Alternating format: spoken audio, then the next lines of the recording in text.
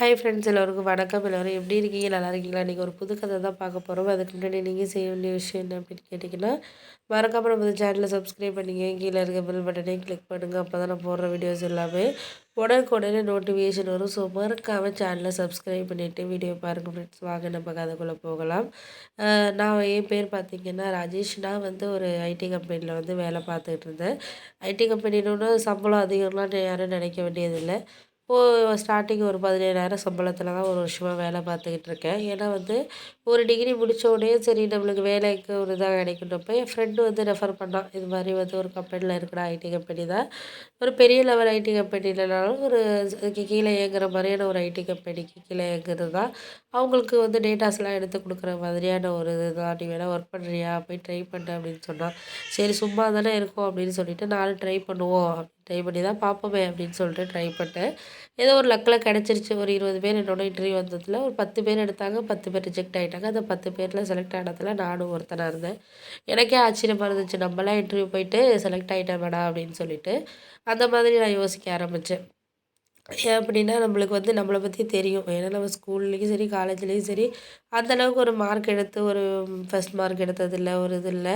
அந்தளவுக்கு ஏதோ ஒரு ஆவரேஜான ஒரு ஸ்டூடெண்ட்டாக தான் வந்து இது பண்ணிக்கிட்டு இருந்தோம். திடீர்னு நம்மளுக்கு ஒரு நல்ல ஒரு கம்பெனியில் வேலை கிடச்சிருக்குங்கிறது என்னால் அப்போதைக்கு என்னாலே நம்ப முடியல. அவங்க கொஞ்சம் ஓரளவு ஜெனரல் நாலேட்ஜ் கொஷின், அதுக்கப்புறம் சிஸ்டம் ரிலேட்டடாக கொஷின்லாம் கேட்டதுனால, அதாவது சப்ஜெக்ட்லேருந்து கேட்டிருந்தாங்கன்னா ஒன்றும் தெரிஞ்சிருக்காது. ஏதோ வெளியில் அப்படியே கேட்டதுனால வந்து அதில் ஏதாச்சும் ஒரு ஆன்சர் பண்ணேன்.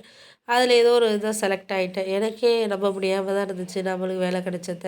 எங்கள் வீட்டில் சொன்னப்போ முதல்ல நம்பல. "உனக்கும் ஐடி கம்பெனியில் வேலையா? என்னடா சொல்கிற?" அப்படின்னு எங்கள் அப்பா நினச்சாரு ஏதாச்சும் சூப்பர் மார்க்கெட்டுக்கோ ஏதாச்சும் பில் போடுறதுக்கு பண்ணுறதுக்கு செய்கிறதுக்கு ஏதாச்சும் எடுபிடி வேலை தான் பார்க்க போகிறேன். அவர் அடிக்கடி சொல்லிக்கிட்டு இருந்தது என்னென்னா, "ஒரு டிகிரி படிச்சிருக்கேன். ஏதோ பேருக்கு ஒரு டிகிரி படித்து முடிச்சுட்டேன்.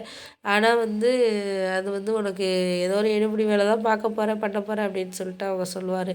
நான் சொல்லுவேன், "அதெல்லாம் கிடையாதுப்பா. நீங்கள் வேணா பாருங்க" அப்படின்னு சொல்லிட்டு எங்கள் அம்மா மட்டும் எனக்கு சப்போர்ட் பண்ணுவாங்க. என் பிள்ளை அப்படி பண்ணுவான். எல்லா அம்மாவும் அப்படி தானே. நம்ம பிள்ளை வந்து யார்கிட்டையும் விட்டு கொடுக்க மாட்டாங்க.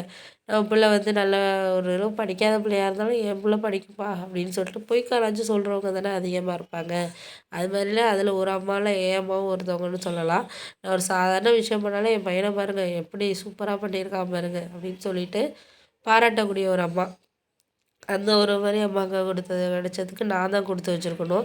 நான் வந்து அது மாதிரி போயிட்டு ரொம்ப ஒரு இதாக இது பண்ணேன். அப்போ வந்து என்னாச்சுன்னு பார்த்தீங்கன்னா, எனக்கு வேலை கிடைச்சோனமே எங்கள் அம்மா ரொம்ப சந்தோஷப்பட்டாங்க. எங்கள் அம்மாவுக்கு ஆனாச்சு எனக்கு வந்து ஒரு வேலை கிடச்சிருச்சு அப்படின்னு சொல்லிட்டு தான் நான் ஃபீல் பண்ணேன். ஏன் அப்படின்னா, நம்மள வந்து நம்புறவங்க வந்து வாழ்க்கையில வந்து ஒரு சில பேர் தான். நம்பாதவங்க நிறைய பேர் இருப்பாங்க.